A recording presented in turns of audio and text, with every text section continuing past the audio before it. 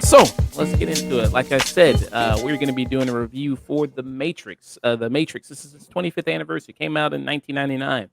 Many people say 1999 is one of the best years of film in film history. A lot of classics came out around that time, and this being one of them. This movie, directed by Lana and Lily Wachowski, here, the Wachowski siblings. Um, yeah, classic film, sci-fi classic. So, what is this about? In case you don't know what The Matrix is, or have never seen The Matrix, it is about a hacker played by Keanu Reeves who goes by the code name Neo. In this, he lives in the world of the Matrix, a world that he must be broken free from. And he does that with the help of a leader by the name of Morpheus, who's played by Lawrence Fishburne, and with another fellow hacker by the name of Trinity, played by Carrie Ann Moss. And through his breaking out of the Matrix, he meets other people who also have been freed from the Matrix and rebel against the Matrix and fight against the Matrix, the Matrix's enforcers, I guess you would say, and those enforcers being the agents, being headed by Agent Smith, who's one of the main enforcers that you see in the film, who's played by Hugo Weaving. Yes, this film spawned a lot of great things here. The influence of anime, the influence of other martial arts movies, of Hong Kong action films, the influence of anime such as Ghost in the Shell being one of them. Yeah, and this spawned three sequels there: Reloaded, Revolutions, and Resurrections. There, none of which I don't think really come close to this movie. And with the Wachowskis, I don't think they've really done anything as probably well regarded as this first Matrix. What do you all think with the Wachowskis and kind of their career after the Matrix? It was. Oh, you go ahead, Ashley. Okay. I think their career has been kind of astounding in that they have essentially like changed cinema, and they came out of the gate doing that. I'm a huge diehard fan of both of them. I love every movie that they've ever done, even the ones that people don't like. I love Cloud Atlas. I love Speed Racer. I saw Bound in theaters originally, and it's like, holy crap, who are these filmmakers? More, please. And then when their next film was The Matrix, it was just like exponentially more massive than the little lesbian neo-noir crime thriller that they made. And it was just absolutely incredible. But I do think you're right in the fact that The Matrix was the one movie that hit culturally as hard as that, as anything that they've done. And that's not something that you can really orchestrate. It was like lightning in a bottle. It's like trying to do Ghostbusters again. It's like they keep trying, but they've never managed to make Ghostbusters because like it's right time, right place, right ideas, right film, and it can just like explode into the consciousness.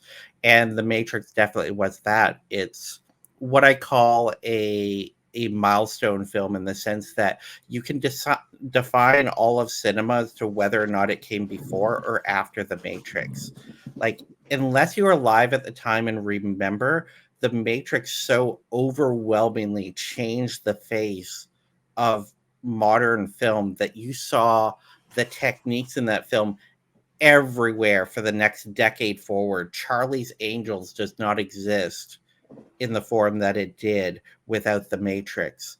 And of course, so many other things. And we still see it today. It's like I was talking about this recently with someone. I was pointing out how you have that scene in the second Avengers movie where there's that slow motion shot of all the Ultron bots trying to like attack, and all of the different Avengers are fighting and dodging as the camera sweeps around.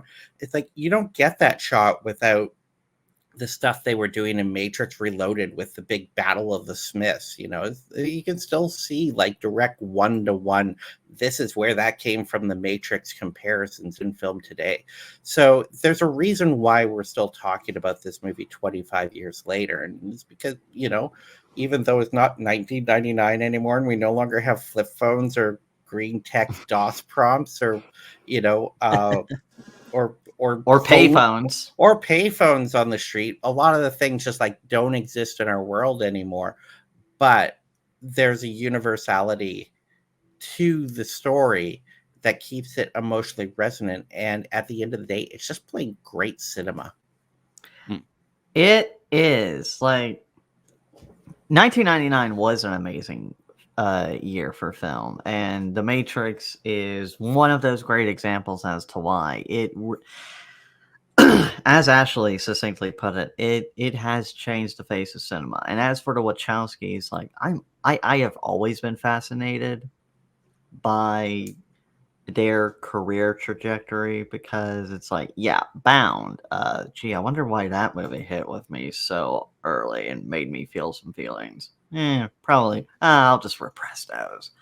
But then something like The Matrix comes along and really does change everything. Like, my mom isn't really into genre so much, and she was enamored by this. Like, I vividly remember that. And like, I like what they did with writing V for Vendetta. I enjoy Speed Racer for the bug nuts fucking movie it is. Jupiter Ascending, but like I've been watching Sense 8 because of my girlfriend, and that's been a fascinating piece of work. Maybe my favorite piece of work of theirs besides The Matrix. And The Matrix, it really there really wasn't anything like that before. It just came in like a wrecking ball. It challenged what people think of when it comes to the sci-fi genre, because they think, oh, Star Trek, Star Wars, all of that stuff. Maybe they'll think Danger Will Robinson from Lost in Space, which had its own shitty movie adaptation the year before. So in 1999, speaking about a great year, this is the year also you had Fight Club, you had American Beauty, you had Eyes Wide Shut, Toy Story 2, Sixth Sense, Election, Being John Malkovich, Man on the Moon, Magnolia, Office Space, Girl Interrupted, The Mummy. The Mummy, South Park, Bigger, Larger, Uncut, The Iron Giant also came out this year. Also another kind of genre defining whether you like it or not, the Blair Witch Project, that kicked off a lot of genre, the found footage type thing that was huge in that genre. So yeah, I mean, a lot of classic films that came out in this era of 1999. Also some underrated ones, Galaxy Quest, as well. Tarzan, Austin Powers, yeah, the first Austin Powers film. So it was a big year. The highest grossing movie. No, wait. The first Austin Powers film was 97. Spy Who Shagged Me was 99. Yeah, that was the first one. Didn't I say the first Austin Powers? No. First one came out like a week before Scream. Oh, okay, my mistake. So this was the second one. My mistake. Yeah. So yeah, you had that one. So the highest grossing film of 1999 was, of course, Star Wars Episode 1. You had that also came out. The second one was The Sixth Sense. The third one was Toy Story 2, and The Matrix comes at a number 4 as the fourth highest grossing movie of 1999. It made $465 million, and this was the directorial debut of the Wachowskis there. Huge directorial debut for them. Really, really big. So getting into this story here, what do you love about The Matrix? I'm gonna be honest. I did rewatch it recently for this, and this was actually the first time I've watched it since I came out as transgender. I really hadn't watched it since then. I had seen Matrix Resurrections, which I actually liked. Yes, you know where my Twitter is. Come at me. But rewatching this, it really did also feel like a deeply personal movie for the Wachowskis. Like, that first speech between Morpheus and Neo, when he's explaining things, and it just hit so much differently with me now after realizing I was fighting those same feelings that the Wachowskis were, being in the closet, not being able to fully come out as transgender yet. And like it's been said, like, some of the best art is reflective of the artists themselves, and that really came through for me with watching it this time and seeing, I had those feelings too deep down, just wanting to fight to get out, to actually be myself, to rail against the system and finally be free.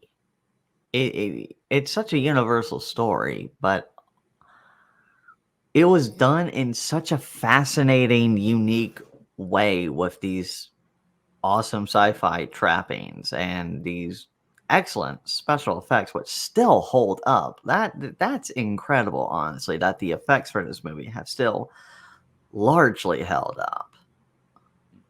And you mean the blue pill, red pill scene? Yes, yes. Yeah.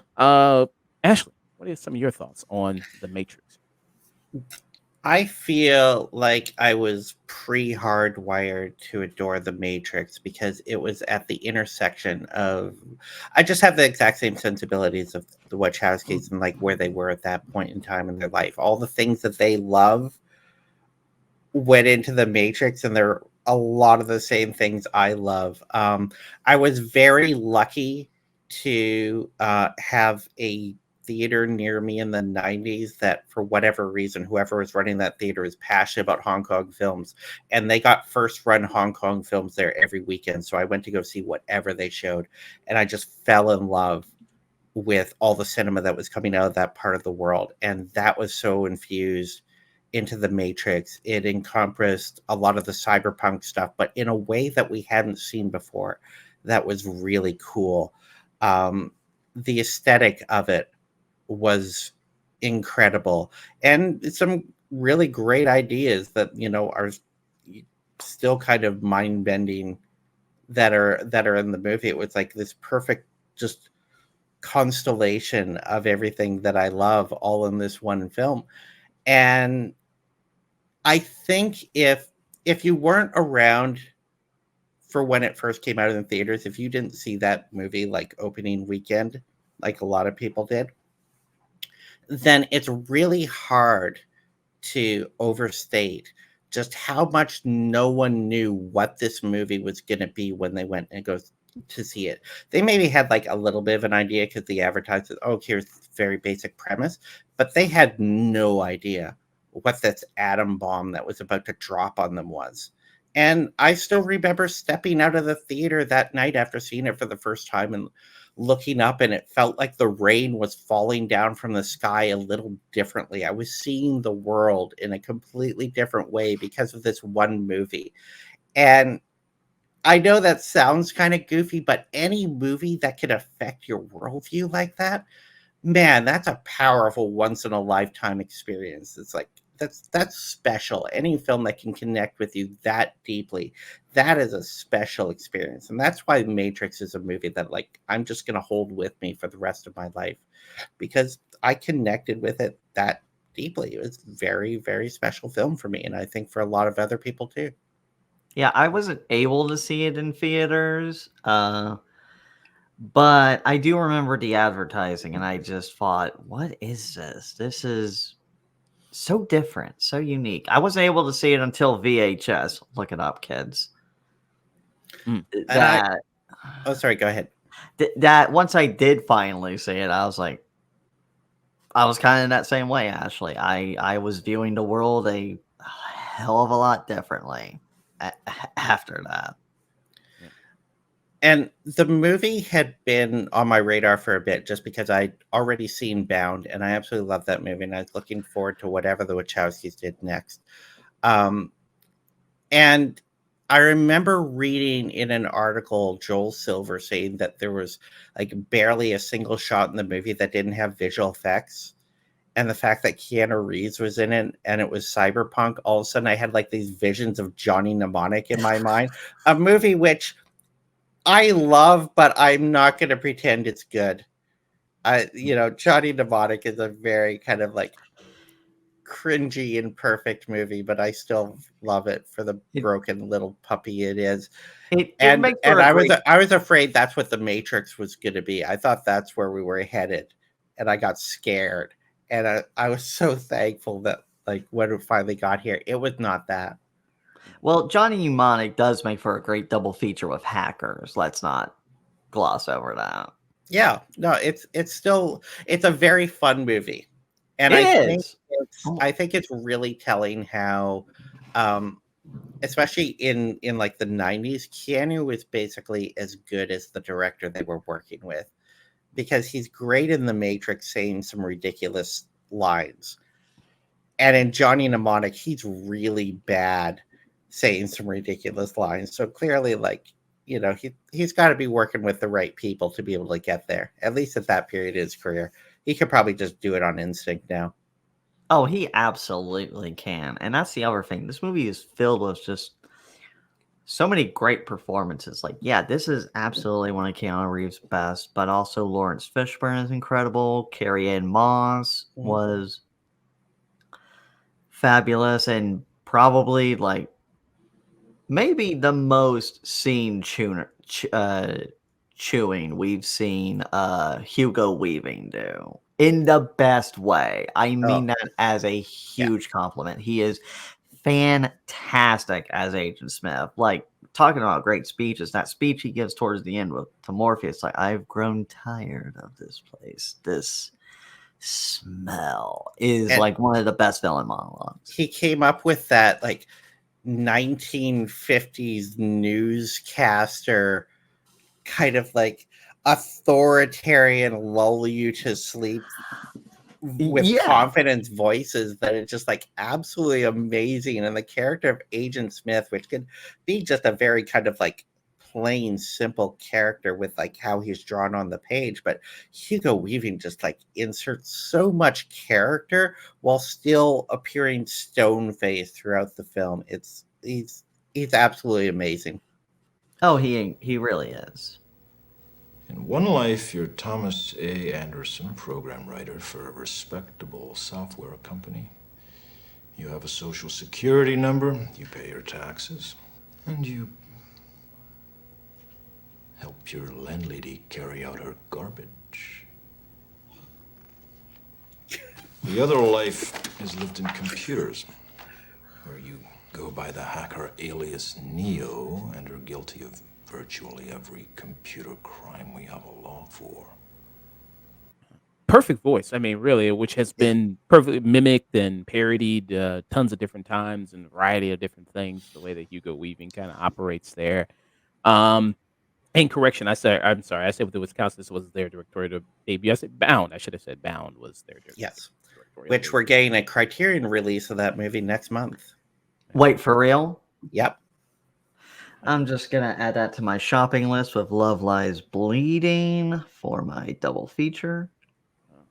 And you talk about Keanu Reeves. So Keanu Reeves wasn't the first choice for Neo. Johnny Depp was originally there as well.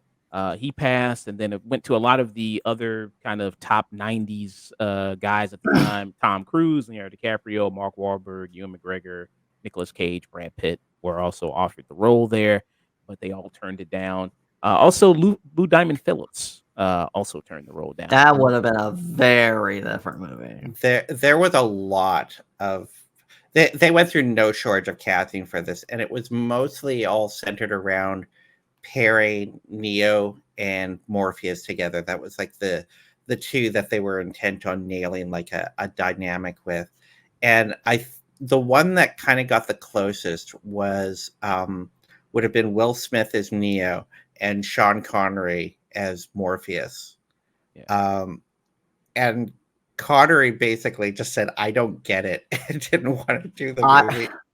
I want to find a part of the multiverse where that movie exists, where Will Smith is Neo and Sean Connery is Morpheus. I need to find the Earth. And I feel like I can see it. Like, in my mind, I can see that movie, and I don't think it's all that bad. Yeah. So this is Will Smith. You can go on his YouTube channel.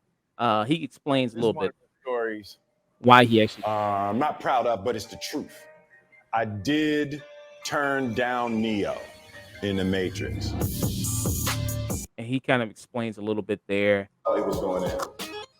And with the story, he kind of explains that he had done a couple sci-fi movies already before. He had did Independence Day. He had did Men in Black, which Men in Black I think was in 95, 97. So he didn't want to do another kind of sci-fi movie there already with The Matrix. Yeah. And he didn't want to do that. So yeah, it's a good video though if people want to kind of check it Yeah. out there and hear his explanation on it. And that's an important thing to sort of take in mind. Like Ben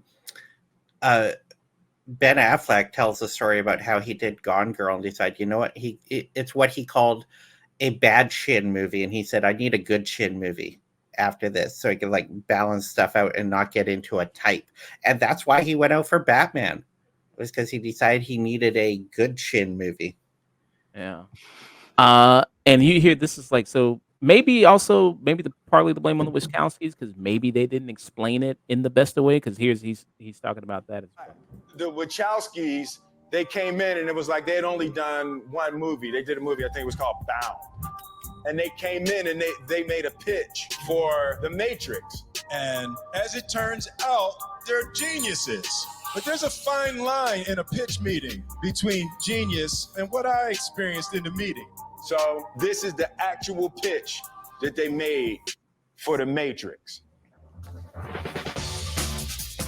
So, dude, we're thinking like imagine you're in a fight and then you're like, jump. Imagine if you could stop jumping in the middle of the jump. Say that again? But then people could see around you. 360 while you're jumping. So maybe a little bit, Yeah. Yeah. Okay, having had the pitch stuff, even in a film school setting, it's a bit nerve-wracking. All right. And you know what? I've gotten better about it. But sometimes, even if you are a writer, words do not do good in the moment. The Matrix would be a notoriously horrible movie to try to pitch to someone in a meeting. Like I remember even when they sold the script for it, because they wrote and sold the script as a pair with Assassins to Warner Brothers. And then Warner sat there. They didn't make The Matrix because they didn't know how. They just looked at the script they bought and said, we know this is cool, but we don't know what it is. And part of the reason the Wachowskis got to make their own movie is they couldn't find another director that understood it. And so trying to pitch that to actors, it's just like, you have to see the movie that doesn't exist before you understand the movie that you're trying to make with this film. It's definitely one of those I want to be a fly on the wall situations to have seen how they pitched it to Will Smith, but also the people they wanted to get for Trinity, which I think they went to Janet Jackson, Sandra Bullock, Rosie Perez, Selma Hayek, and Jada Pinkett Smith, who would eventually be in the series as Niobe. Yeah. Some of the casting for Carrie-Anne Moss wasn't the first choice either. Jordan mentioned Marissa Tomei, Salma Hayek, Catherine Zeta-Jones, Jennifer Lopez, Angelina Jolie, Drew Barrymore, Gillian Anderson. I could see Gillian Anderson. I could see that working. Oh god! Especially at that time. Yeah. I want to go to that part of the multiverse right now. Uma Thurman, Lucy Liu, Elizabeth Hurley, Madonna, and Janet Jackson as well. They all turned it down there. And also Jada Pinkett Smith, who would return, who would come up in the franchise later in the sequel Reloaded, auditioned for the part and did screen tests with Keanu Reeves there. But the Wachowskis thought they had no chemistry together. So she did not go. Could you see Jada Pinkett as Trinity? I could see her as Trinity, but I don't know if I could see the love story aspect working. I don't know what she and Keanu would be like together. Yeah, if I would buy that. I wouldn't buy the romance between those two. But I'm also sure at the studio level, like we like to pretend it still doesn't exist, but it really still does freaking exist. And especially at 99, studio going, interracial kissing scene. I don't know. Yeah. But yeah, like I said, we ended up with Keanu Reeves as Neo here. Perfect casting, I think, there with Keanu Reeves. Like his whole kind of bewildered, doesn't know where he is, kind of. I think attitude worked for the Matrix there. Do you think this is the best Keanu Reeves? I know Jordan, you mentioned this is probably the best Keanu Reeves performance. No, I said it's one of his best, One of his. but honestly, I don't think it's Keanu Reeves, best performance, but it's like absolutely one of his. Honestly, honestly, I'm gonna go with John Wick as like Keanu Reeves at his best. That's just me. But he does have other great performances. I still love The Replacements from 2000, and I also really enjoy all the Bill and Ted movies, but also A Scanner Darkly is one of my personal favorites. Yeah. Like I saw that in like a small little indie theater in Dallas, Texas, just on a complete whim. And I'm glad I did, because that movie is fabulous. I think it's his most iconic role. Oh, it totally is. It's the one he's going to be remembered for, but like a very close second at this point is John Wick. Yeah. And so like the man has had two kind of defining iconic roles that you cannot separate actor from character in. And, so he's kind of like sitting on a nice little pile of riches there in terms of like how lucky he's had with films. Mm-hmm. Yeah, if I had to say for me, best Keanu Reeves performance would probably be his performance in the Sam Raimi movie, The Gift. I thought he was very good. Yeah, he's great in that. Oh, I'm yeah, gonna go to a wonderful. weird outlier. I'm gonna say Parenthood.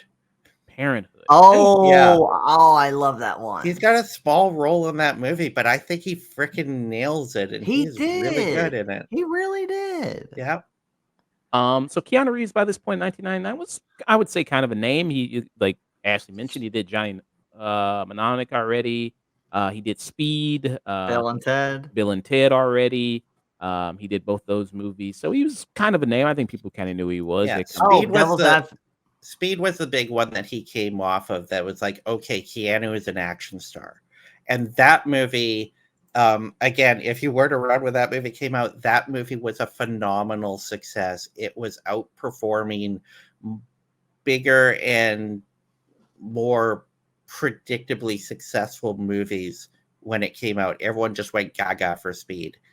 And it cemented Keanu as like a bona fide action star, something that no one really thought he could be up to that point. Yeah, and also another big one, Point Break, also was big. Yes. Oh yeah, obviously you gotta have Point Break in there in that conversation. Yeah. And go ahead. No, you go ahead. Oh, I was just gonna, just transition a little bit there. So yeah, that was kind of a lot of the casting there, and then also the wrap up of some other actors there that could have played Morpheus. As Ashley mentioned, Sean Connery is also in the running, but also Samuel Jackson, Gary Oldman, Morgan Freeman, Denzel Washington, Anthony Hopkins, Robert De Niro, were all considered, and the role was offered to and turned down by Russell Crowe, Chow Yun-fat, and Sean Connery there. I could see Chow Yun-fat. I could see that. I could. I would love to have seen Chow Yun-fat in these movies, but also he's one of my favorite actors. Like The Killer is one of my favorite movies of all time. But Yun-fat's English is not very good. It isn't. And I'm right there with you, Ashley, especially about like the Replacement Killers, but yeah. And then like I said, so he meets kind of the rest of the team there when he gets out of the Matrix. You see this kind of world there. And I think this movie is really excellent at doing exposition. Setting that kind of all up, especially when you have somebody like Morgan Freeman, Lawrence Fishburne there. Confusing my black people, damn.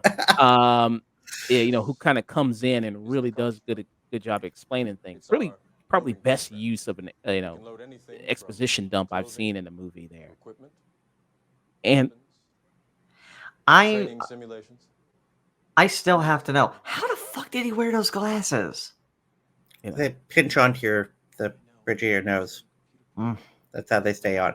But no, this movie really is like a masterclass of delivering exposition, because short of like a movie like JFK, there's so much exposition in this movie.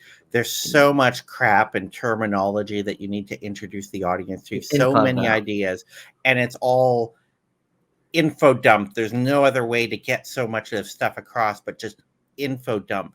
And the writing and the directing and the acting, especially the acting, manages to find a way to make it dramatic so that you stay glued, you stay interested, and you take it in. It's like one of the hardest things to do when writing a script, and this one nails it. It's almost an impossible task, and somehow it pulls it off.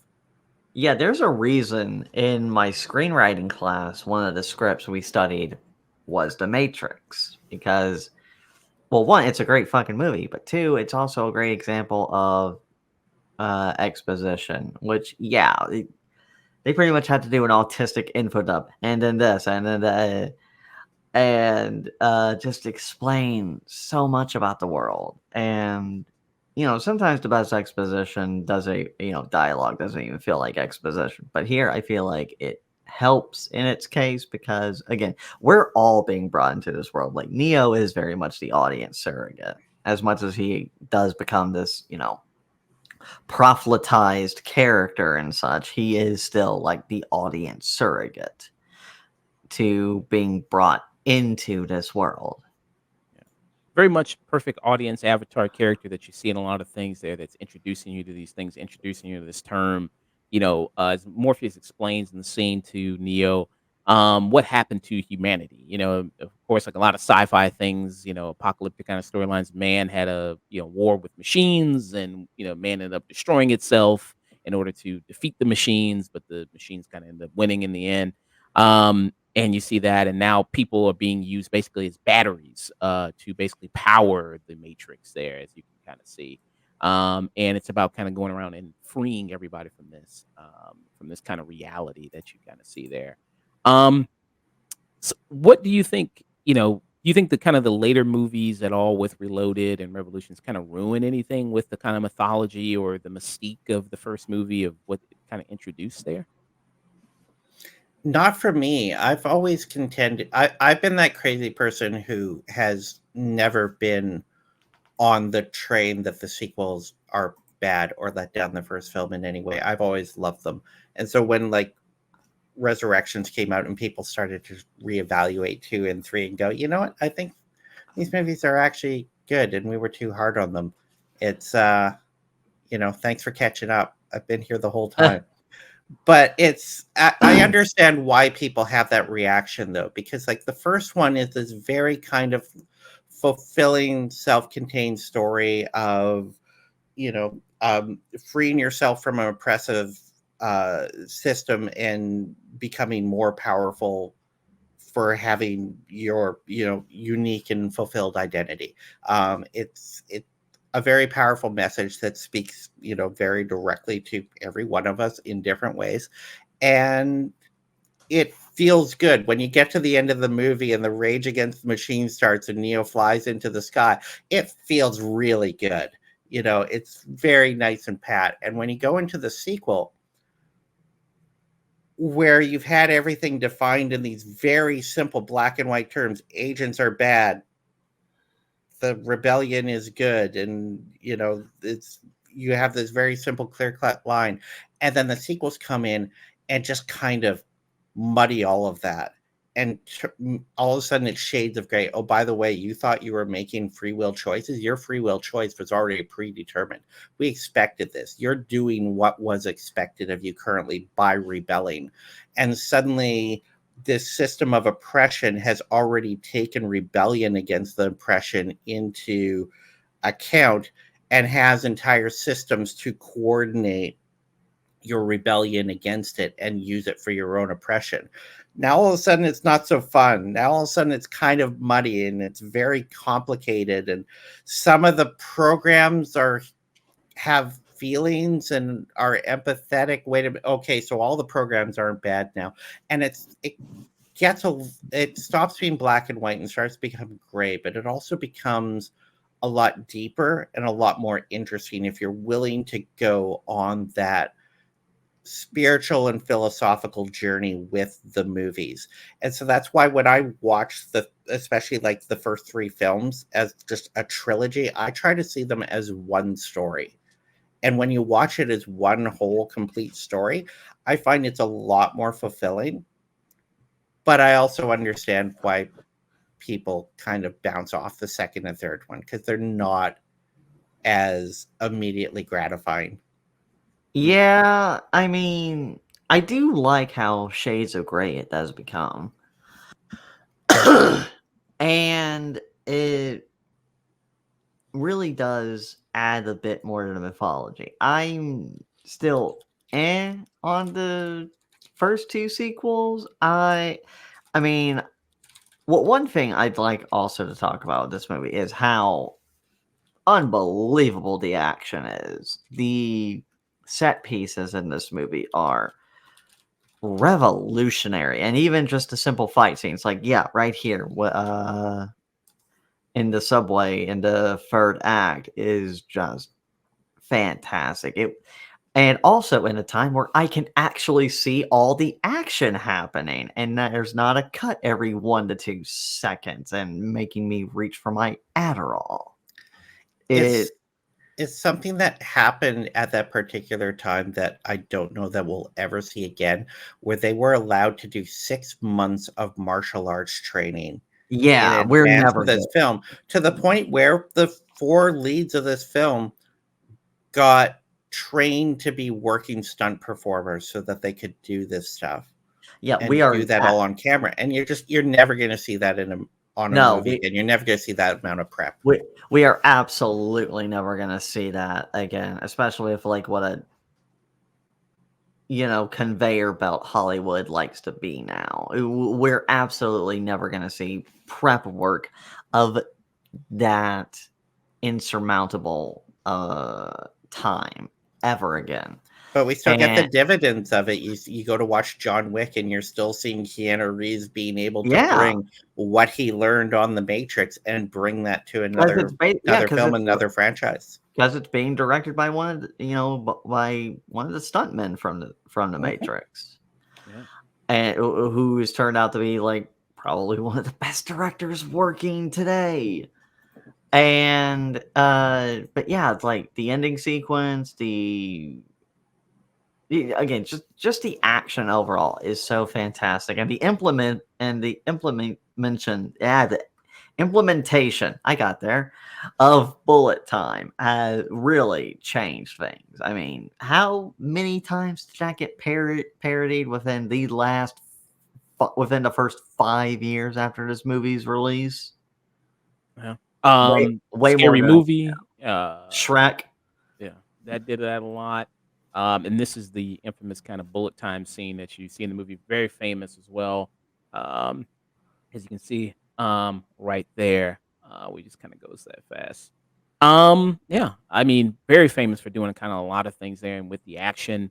And as Jordan mentioned there, the stunt double here for Keanu Reeves, Chad Stahelski, would go on to direct him in John Wick, which the John Wick movies now have become hugely influential in action. So again, you see that Keanu Reeves has now been a huge kind of forefront there in redefining cinema and redefining how we kind of see action here. Yeah, and I argue it's defined the modern action film as we know it. John Wick is another one of those like milestone films where it's like you can define action cinema for everything that came after John Wick because it's all doing that. Very much. That and Mad Max Fury Road, I feel like, are the 2 biggest influences on modern action films, and it's also just the way the Wachowskis shot it as well to like really have you immersed and just almost feel every impact, like that that shootout scene at towards the end in the lobby is it's just bullets galore, and I absolutely love it. It's so chaotic. Yeah. And do you think like something like this could play today in the sense that You think it'd be seen as cheesy now, like the slow motion, the outfits, people like slow motion shooting around, or you think that now you could still do that, or it's just like it's a product of its time there? I mean, you just described every Zack Snyder movie. Yeah, yeah, it's still going on today. I mean, again, if you took out all the slow-mo in 300, that movie's like, what, 52 minutes? And it all depends on how you use it, because there's a I'm going to put on my editor hat for a moment. It all depends on how you're using it for the rhythm of the scene. And the Wachowskis use it great in The Matrix. John Woo uses it great in a lot of his classic films like The Killer and Hard Boiled, and manages to create that perfect rhythm within an action scene of peaks and valleys, peaks and valleys, peaks and valleys, and you go on that ride. And when you just this is probably my biggest complaint about Snyder, is that he uses slow motion to make shots look really cool, but does it without any sort of forethought for the rhythm within the scene. He The does, individual shot is neat, but it doesn't work with the shots that are around it, and it disrupts that flow. he, But in The Matrix, you see that flow working between the slow motion and the normal speed shots. he does it just because he thinks it's cool. And yeah, and I hate that about Snyder. As much, does he get like a actual good slow-mo scene that's effective? Yeah, maybe one out of every 6 of them. And I think I'm being generous with my math. But that just really bothers me about Zack Snyder. Well, a lot bothers me about Zack Snyder, but that's high up there. But the Wachowskis, they used slow-mo here effectively, and I think it can play today. It's just like Ashley said, you gotta know how to use it. I mean, I learned this in film school only 10 years ago about how to effectively use slow-mo and how it can be really implemented well for a story and to give impact. Yeah. Zack Snyder should kind of know better by now. I'm just saying.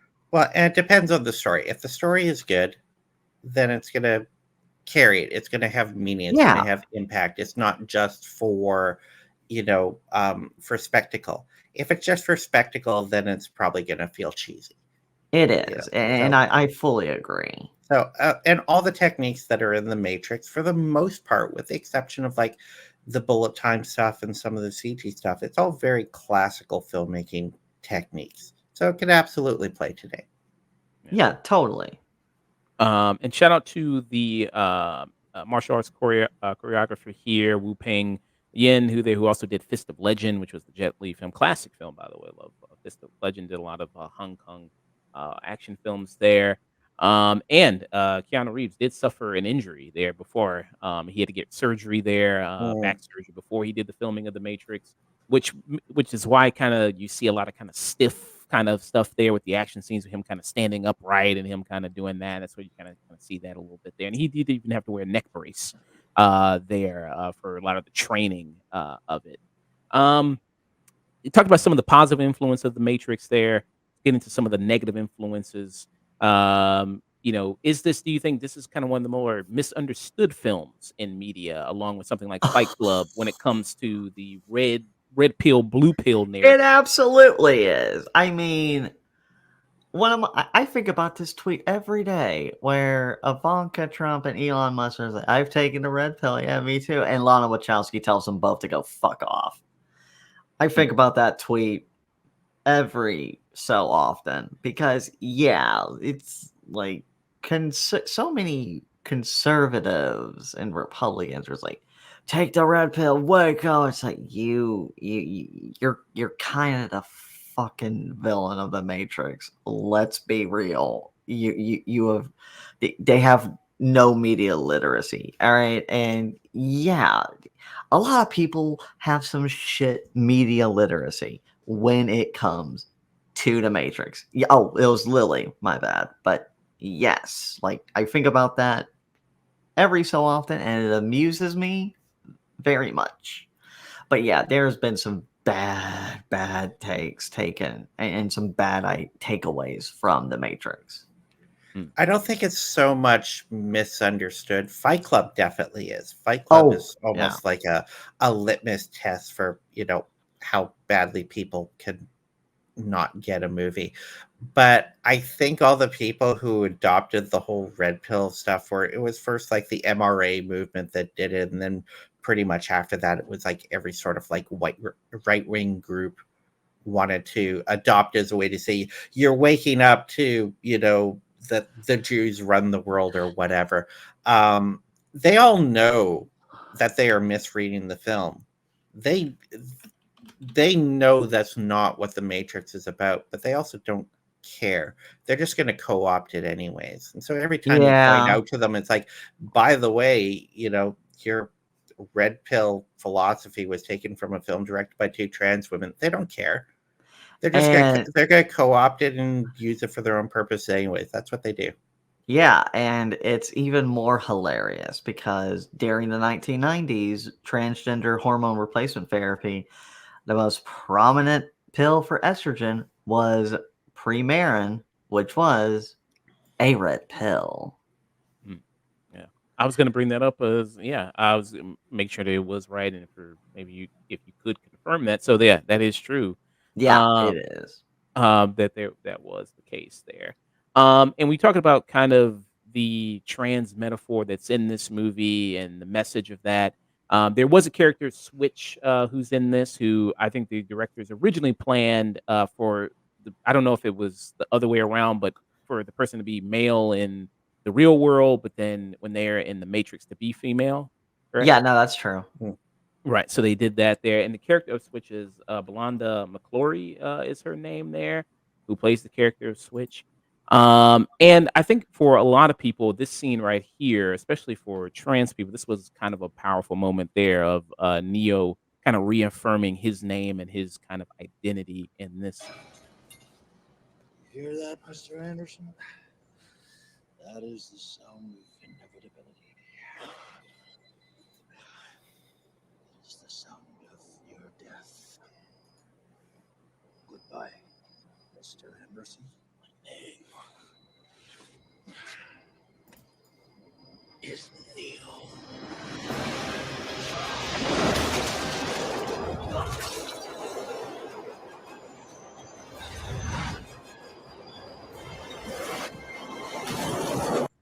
I kind of see. Yeah, no, and like, Agent Smith referring to him as Mr. Anderson is almost pretty much equivalent to dead naming. Which, for those that don't know, dead naming is when you refer to a transgender person by the name, by their birth name, not their true chosen name. And again, just looking back, having will next month be 3.5 years on hormones for me. Again, this was legitimately my first time watching The Matrix since I came out of the closet as a transgender lesbian. And so much of this movie just once again started hitting with me like when I saw it for the first time. The metaphors, the sense of not truly belonging in the world you perceive to be in, or how society says you need to be this, you have to be that. It really did hit with me this time. And like I mentioned before, the red pill, blue pill speech, it hit a lot different now, and in the best ways possible. And this movie is, I will say, an important piece of trans cinema. I mean, yeah, it's a whole bunch of cis people, but this is written and made by trans filmmakers who pretty much make the perfect allegory of what, trying to break free and come out is, honestly. What about for you, Ash? I think it definitely is that, and there's been a lot of kind of very posthumous readings of the film that have gone into incredibly great length to explain why Matrix is a trans allegory. But I also I'm a little cautious to, especially with the Matrix, to say it is one thing, because the Matrix is never just one thing. There's always a universality to the themes, but there's also always like multiple, sometimes even conflicting um, ideologies that are in play with the things that happen within the Matrix films, which is what makes them so interesting to like really dissect and pull apart. And I think that that need to affirm your own identity is one that plays universally with people. It definitely plays as a trans allegory for obvious reasons, and it plays with cis people just as well too, because it's an oppression that everyone kind of faces in different ways, um, with different aspects of society trying to categorize you and put you into your place and tell you you are this, and you go, no, I'm not. This is who I am, and having the power to assert that, it's very, very powerful stuff, and there's a reason why people connect with it, and it works really well. And And the fourth movie, Resurrections, even goes basically tries to take the piss out of um people who come along and say, here's the one thing that the Matrix is about, because you have that whole scene where like they've been tasked with creating a sequel to, in that world, the game of the Matrix, to do a Lego sequel to that game, and they're in a pitch meeting trying to figure out, okay, what was our original game about, and everyone's got the one theme that they think the movie was about, and the joke being that they're all right and they're all wrong. They're all being reductive in boiling it down to one thing, because it's never just one thing. And I fully agree with you on that. That's again, that's the great mark of a fantastic story, is how up to the watcher, the viewer, the reader, the player, even, is like, what is it to you? What do you think it is? And again, that to me is a hallmark of fantastic art. And with Resurrections here, I wasn't too big of a fan of this one. I'd have to go back and look at the other sequels to see how kind of rank them and kind of compare them there with them. I think it had some good ideas here, and I think a lot of the movie also has a commentary on Wachowski, who both of them didn't come back to do Resurrections. Only one of them came back, and I think Resurrection was Lana, Yeah. But Lily is basically retired from filmmaking, pretty much. um, Lana's still trucking. which I don't blame her. It's a hard road to sow. so it seemed like a lot of that. I mean, as they say, and there's even kind of a meta commentary moment there of like the game is going to be made regardless. So it kind of seems like that's a message to the audience of like the studio is going like, hey, this movie's going to be made with or without you.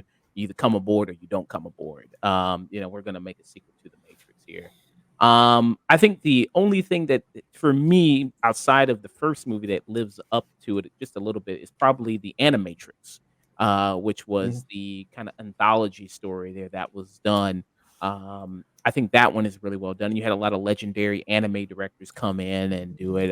One of whom Satoshi Kon, who did famous movies such as Perfect Blue and Paprika, there, who came on and do that. What's your opinion on Animatrix? Anime is awesome. Coincidentally, right about the time I was transitioning, I started getting a little bit more into anime, and then I've met my current girlfriend, who pushed me right into the deep end of the pool. Our second date was pretty much, it ended with her info dumping about Dragon Ball, and I do enjoy anime. The Animatrix, I do admit I should probably revisit the Animatrix. It's been a good while. But yeah, anime kicks ass. And like right now, my current obsession there is like Spy Family. What about you? I was definitely much more into anime around the time that the film came out, and I've sort of like fell off it into going into the 2000s. But I love the Animatrix. It's one of the things that I kind of love about the world of the Matrix, is that it allows for so many side stories, and it's probably my greatest frustration with Star Wars is it's like there's this entire universe of stories that we could be telling. Like you've presented this entire possibilities of these of stories that could be happening, but everything always has to come back to Luke Skywalker, and it gets really kind of dull having to always go back to this one key point. And Animatrix doesn't do that. It's a bunch of stories with radically different viewpoints and aesthetics, all just telling stories that happened in this world. I remember my favorite one that still sticks in my mind. It's just the story of this Olympic short distance runner, sprinter, who manages to run so fast that he breaks free of the matrix for a moment. And he just like wakes up and catches a glimpse of the real world before he gets like pulled back in. And he, you know, he has this glimpse of a world that he doesn't get a chance to see again. And he's like, what was that? And I think there's so many interesting stories that you can tell in this world. And the thing that is really kind of, it might seem like a goofy kind of nostalgic thing in hindsight, but The Matrix was one of the first quote unquote transmedia properties, which was supposed to be a really big thing in the early 2000s, where nothing is ever just a movie. Now it's a movie and it's a TV series and it's a comic and it's all vertically integrated, it's controlled, so it interlocks. And The Matrix was one of those things where the website was incredibly prolific with the amount of material that was on there that you could get into. And there were whole comics that were made about it. I just picked up a hardbound book of all the Matrix comics that were produced in companion to the series. And then you had the Animatrix as well, which was like, this is the Matrix and it is connected to the movies, but you like, it's separate, it's its own thing as well. And that's one of the things that I love about it. It's like it expands on the universe in very interesting ways. Yeah. Do you think that there should have even been more material? Because as Jordan said, I mean, you had this ending right here, Rage Against the Machine is playing. Neo at the end, I mean, he's God at the end of this, where he can just destroy the agents and jumping into them and obliterate them. And then the second film is like he's still fighting them hand to hand again. You know, it's like, you know, it kind of seems like it ruins kind of the point of the first movie. Do you think that it should have just been one movie instead? Well, Ashley's the one that brought up the scene earlier, but I was honestly waiting for a sequel when I first saw it, because I thought there's some potential here. There's a lot more you can do. Like with any good material, it's like there's something here that we could do. And I've had my own reevaluation of the Matrix sequels. I'm not too big a fan, but I like them a lot more. I will say, like, Matrix Reloaded is like one of the biggest action films like ever made. Like, I'll still say that highway chase in Reloaded is one of the top 10 favorite action scenes I've ever seen. It's I nearly ripped my armrest out of my theater chair. That scene where Trinity's driving against traffic with the motorcycle. So good. It's so fucking awesome. Yeah, right here. It's just everything going on. And there's so many fighting styles too going on as well. Just, it's incredible. And what was the third one again? Revolutions. Revolution. Yeah, Revolutions, and maybe not as good as ending as hoped, but it's all right. I actually like Resurrections, like for the reasons brought up earlier. I liked how it was a meta movie about meta movies, about legacy sequels and all that. It's like, I enjoyed the layers of this movie. It's not as good as the original, no, but it's still really fucking cool to me. I really dug it, even if it had, you know, that long-winded dickbag the Merovingian in it again. Oh, he's awesome. I love him. I will say, I love his appearance. Too. I love his appearance in Resurrections, where he's basically just been like, Oh yeah, someone let them unplugged for too long. He's just going fucking nuts. But Resurrections really feels like it's not only a great addition to the series, but a necessary one once you start to realize, oh, this like brightly colored, loud, and aggressive version of the Matrix that they're all stuck in that I don't recognize. It doesn't look like the first three films. It's very different from an aesthetic perspective. And then when you realize, oh, wait, this is social media. We're in the social media age as opposed to the DOS prompt era internet access era that the original Matrix movies were in. You know, this is no longer like the mid 90s, and the ways in which systems have been, particularly algorithms, social media algorithms, have been weaponized to control us and make us fight each other, because outrage captures attention and gets you using a platform for longer, which means they can get more advertising money out of you. It starts to become clear why that fourth movie is actually an important film. Exactly. Thank you. I mean, there are some ideas I think that lend themselves to some new modern updatings or, additions. Like I was actually curious. I actually enjoyed the recent Mean Girls because I thought, okay, 20 years have passed and, so much of society and youth culture. So it's like, I want to see how that story would translate to today, much like how I was curious how a new version of the Matrix or just any sort of Matrix story would be for the current society in which we live in, with social media, with with how much more digitized so many of our lives have become. Yeah, I think Resurrections has a lot of good themes in it. Not so probably well executed in the movie, but I think it has a lot of good ideas as far as updating it for modern audiences there. Um, so yeah, the first Matrix film drawn a lot of influences. We talked about the anime influences, also philosophy, Plato. There's that in there that you're going to get a lot of. Also, the science fiction novel there, Neuromancer, is also there by William Gibson. Is also like, you can see that inspired in Mhm. there. Is there any major issues you see with the movie there? Maybe the love story that just comes out.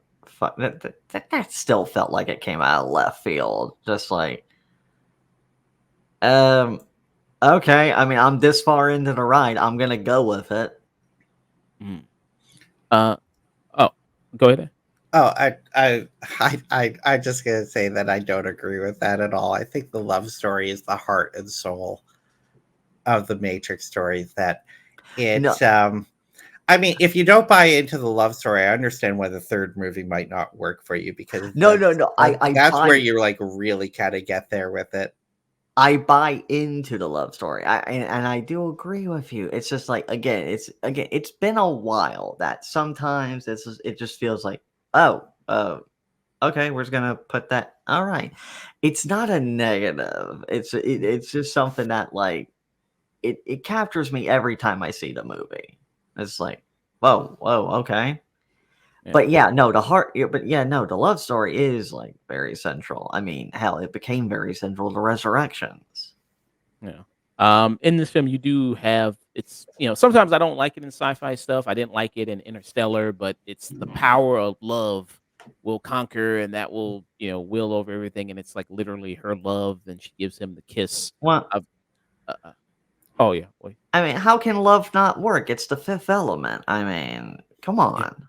It's it's one of the things that I love about the Wachowskis is they understand the importance of having those emotional stakes, of having that emotional through line to connect to. I just rewatched The Abyss now that we finally have that on physical media again for the first time in like 20 Oh, years. And I having not seen it for a while, I was really struck at how much of an emotional punch that film impacts because James Cameron is smart enough to know, even though he's a sci-fi nerd and he can do spectacle like no one else and do action like no one else, he also understands that you have to have that emotional connection for the audience. Otherwise, it is meaningless. And I think the Wachowskis are right there with Jimmy Cameron, where they know that you absolutely have to have that.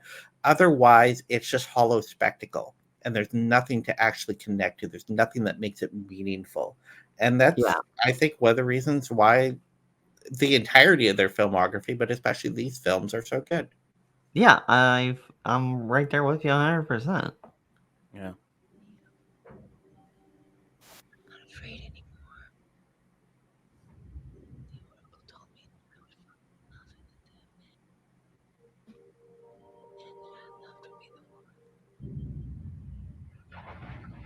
So you see, you can't be dead.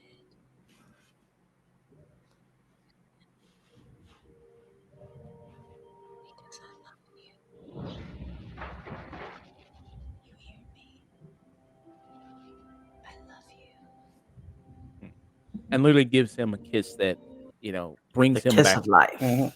You know. And I think something that might make it a little shaggy for people, the love story angle, especially in the first film, and I totally understand where this complaint comes from, and it maybe has some merit too, is that their romance is essentially prompted largely from prophecy. She was told she will fall in love with the one, and it's sort of come true. And so it is never really something that is shown to have organically just have come about, but something she was told would happen, and now she's feeling it. And I think it really takes until you get to the second, the third movie that their love story really kind of, like, especially in the second film, where you just start off from the de facto perspective of they are a couple now. And I think you really see that kind of emotional connection that they have to each other, that they deeply love each other and will do anything for each other. Um, in the movie, I was wondering if you all kind of saw this too. It seemed like there was maybe at one time a romance between Trinity and the traitor Cypher in the film there, and that at one time Cypher was maybe being considered like maybe he was the one, and then he wasn't, and that kind of led to some resentment, and then to him kind of turning on the crew and then turning to the agents and wanting to be put back into the Matrix. I was wondering, did you all kind of get that a little bit? I never read it that way. That's No. kind of interesting. I always just read it as like he really wanted to get with Trinity, and she's like, "No, no, Nah. you're short, you're bald, you don't do it for me." She pretty much like left. I like, love Joe Pantoliano, but like that Yeah. ain't happening. Look, we are a Joey Pants household, but no fucking way that was happening. Okay, yeah. And yeah, Joe Pesci, who plays Cypher there, who is the person that betrays the crew there of the Nebuchadnezzar. That's the ship that they're all on together. And he wants to be put back in the Matrix. He's like, man, fuck this life. I'm tired of eating slop and oatmeal. I want to go back, even if it is fake. I want to eat fake steak and live a rich life. That was a really good looking steak. I mean, It was pretty juicy. That's one of the things that I love about his character, and I don't think it's really talked enough about this film.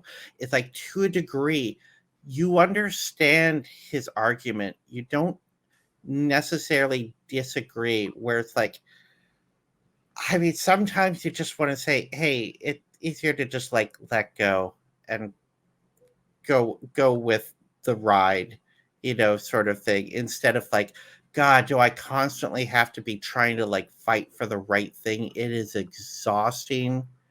Everyone's always coming for me. And wouldn't it be a lot easier if, I just went online and said, yeah, bitches shouldn't be in video games. I'd find so many new friends, and it'd be really easy because I don't have to have any real ideals that I'm fighting for. And I sort of get where Cypher's coming from. He's in the wrong, but it's like, at a certain point, what are all the people sitting on that ship fighting for when they could just be enjoying their lives, even if it's an inauthentic life. Hmm. Maybe that's okay.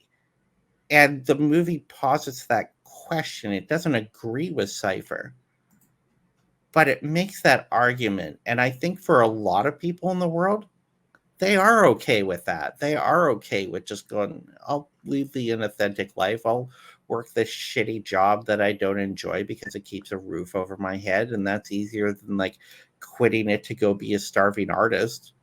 It certainly is, but it's, in a lot of large and small ways, it is a argument that goes on within ourselves constantly. Mm. Yeah. Very interesting with the Cypher character, like Ashley mentioned there. Of this, you can understand his motivation of like leading this hard life, and you can kind of see that from a perspective of constantly, maybe even leading like this activist life. There, of like if you really lead someone of the life of an activist, it's not going to be a glorious, glamorous life. You know, a lot of the people from the '60s, '70s who did that, a lot of their friends end up dead, killed by police, or killed by the government. And maybe you just go like, okay, now in my later years, maybe I want to take that nice little cushy professor position at some university and write some books and do some tours and do that, instead of constantly having to be on the run or constantly have to look over my shoulder there. So you do see where Cypher is coming from with his position there with a lot of things. And if you were ever to do other Matrix media, if I could definitely see a show being made of the Matrix where they kind of, maybe show the lives of people who know about the Matrix and they refused to Mhm. go and they did take the blue pill, and they just stayed in there, because it is a much maybe lesser path of resistance, which is not always cowards' way of going things, but just a natural way of maybe not living such a hard life. Well, Um, that was one of the things that I love. Like we talked about the Animatrix earlier, and in the comics as well. It's like the movies present to us the one way that you get out of the Matrix, but in all of the other sort of ancillary media, they would show various ways in which people would get glimpses that something was wrong. Like here's this weird little like Bermuda Triangle spot in a abandoned parking lot where weird shit happens, and that's because like the Matrix is malfunctioning there, and if you go there you can sort of see through the veil, and stories like that. And I think a TV show would be really cool where you get away from this main cast of characters that are in these movies and just tell other stories of people in this world and them dealing with having discovering the world that they're in. I think it would be really interesting. It would. Yeah. And you see that, this job that, when he's Mr. Anderson, he works this stale kind of job. You look at the colors there, very gray, very boring, very dull there. You know what I mean? Working in computer, working in a cubicle there. This 9 to 5 type job, and how kind of soul crushing that can be. And then to Ashley's point, when she kind of brought up of, you do have the trans allegory there, but you also have this thing of that a lot of other people can kind of relate to there, of working this kind of dead end dull job. And it is safe and it is there because you need to have money in this capitalistic society in order to survive and live. And it is a big risk to quit this, and where you have a 401k and healthcare, and go out there and try to be a starving artist and move to LA or New York and try to work on your dreams there. Like that's tough to kind of go out there. And I think the movie kind of encapsulates that. um Go ahead. I think it's important to remember that at the same time, Office Space came out, and those Yeah. these two movies kind of really encapsulate how that was presented as the ultimate hell to be working in a middle managed office environment. That was like absolute purgatory in terms of American life, and it's that was very much like the zeitgeist at the time.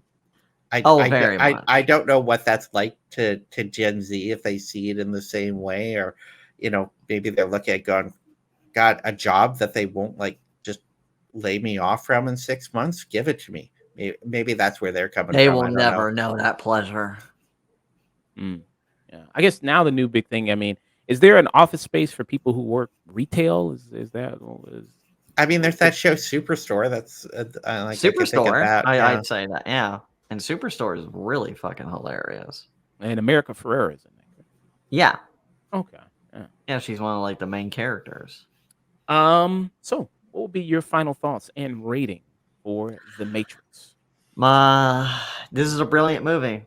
It changed cinema. It changed science fiction. It changed action films. It changed It's just a revolutionary, game-changing film in so many regards, and it's anchored by so many incredible performances, revolutionary special effects that, again, for like I'd say 99.9 of them still hold up.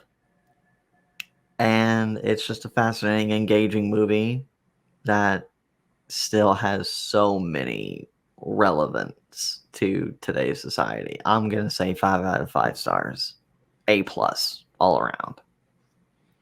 I've kind of got a rule on Letterbox for how I rate stuff. Like star ratings are kind of bullshit in general, but everyone comes up with their own paradigm for what works. And the only time I ever give a movie 5 stars is if it is something that I connect with deeply and it's a movie I'm going to carry with me for the rest of my life. 20 years from now, I'm still going to pull out this movie and it's going to be special to me. It has to be like a movie at that level for me to give it 5 out of 5. And The Matrix is one of those movies. I understand why everyone might not connect with it, depending on where you come from and how old you are. But like I was in my mid-20s and perfectly suited for this movie to deeply connect with me when it came out. And I did. And the fact that it is also just great cinema, B, groundbreaking cinema at the time, even though it's hard to see that now because everything that is in this movie has been done a million times since. So if you come to it late, you might not see it as groundbreaking. But I still remember that time when I first saw this in the theater. I can go back to those memories. And it is just a hugely important movie to me. I love it. I think it's a perfect film, and there's not a lot of perfect movies out there. Yeah.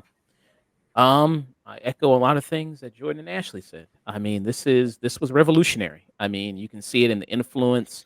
And hello there, webcaster. Hello, how's it going there? Thanks for stopping by there. But you can see it in the influence of what the films came after. As Ashley mentioned, Charlie's Angels, and it got parodied in a bunch of things like Scary Movie and so on and so forth. And you can still see its influence today there. And now that Keanu Reeves is now, on the path of revolutionizing action movies again with the John Wick movies.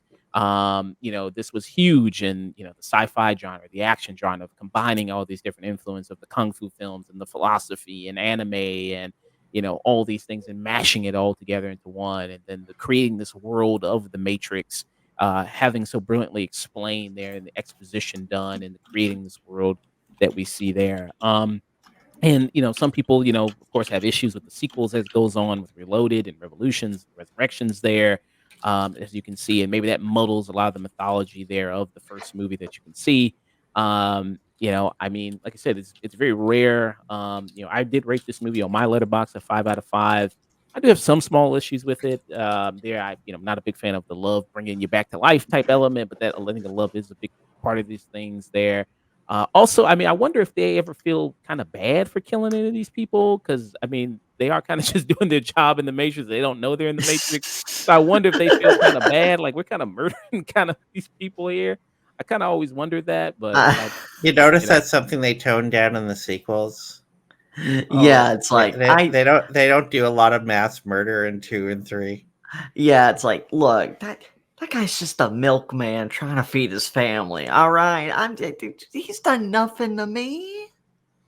like I get, some of the police, I get that, but then it's like the people at the lobby is like, okay, I mean, the security guard, Well, fuck the police. Yeah, I mean, I'm all on board with that.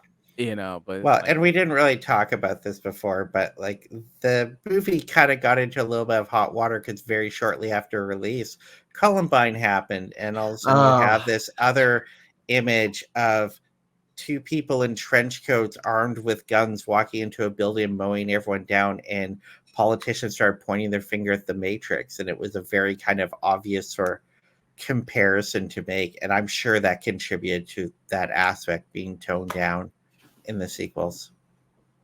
yeah. Yeah. Yeah, that is very true there. Also the fashion sense of that was also a big thing. Like the the all black, the trench coats there, the glasses there, that kind of worked. There are Um, so A many. lot of shiny clothing, which we hadn't really seen in films at that point. By the way, this is just stated fact. This movie is either one of or both someone's kink and goth awakening. yeah. And I was mentioning this movie, talking about it before. Is The Matrix kind of one of the last original big sci-fi things that we've gotten? Trying to think, like, what else have we gotten in the last, since this movie's come out, that is on the level of something like The Matrix, of coming out of like being original idea from somebody. I mean, maybe Hunger Games. District 9. Um, District 9, but it wasn't although all we only got one movie out of that. Like, was there something that like Yeah. spawned a big original sci-fi franchise? I'm not sure there has been. and Hunger Games was based on a book too. I'm saying something. Yeah. Well, if I'm thinking like big sci-fi projects, the only thing that's coming back to my mind, like since The Matrix, is like, you know, the great Brian K. Vaughan Fiona Staples comic Saga. Like, that's some of my favorite science fiction. But in terms of film and television, I mean, Doom Patrol, but I'm biased. That's my favorite TV show of all time now. I'd say, I don't know. But yeah, Original started as a script property that turned into a sci-fi franchise. I'm not sure there has been. Yeah, If there is, I'm not thinking of it. Yeah, I'm like completely blank. Yeah, I think this was. I maybe want to say Orphan Black, because that's like had a bunch of comic spinoffs, but I don't know. Yeah, lasted for 5 seasons. It was pretty popular. Yeah, Yeah, okay. I'll go with Orphan Black as my answer, and also just a great showcase of how fucking fabulous Tatiana Maslany is. Well, I mean, we do have Rebel Moon. Rebel Moon's there too. Yeah. I mean, speaking about Zack Snyder, you do get Rebel Moon. Wish.com Star Wars. I acknowledge that Rebel Moon exists, and that is all I will say. Yeah. I mean, hey, this is at least original. I mean, hey, Zack Snyder. This is his idea. Again, I acknowledge that Rebel Moon exists, and that is all I will say. Yeah. Webcaster said, I'm a child of the 60s and 70s. During that phase, it was a movie boom of karate films, as we called it back then, that made us feel like we could do karate after watching it. And decades later, when I was growing up, the first Matrix movie came out. I got the same feeling I could do karate after watching it. I was also probably a big boom. Absolutely. When you came out of the Matrix, you felt like you could run up walls. I know Kung Fu. Man. So yeah. So if you gave it our highest rating, 5 out of 5, that is this is cinema on our scale there, which is the highest you can give something. One thing I want to mention before we head out of here with the Matrix here. So there was a woman by the name of Sophia Stewart. Do you all know the story about Sophia Stewart? I don't believe I do.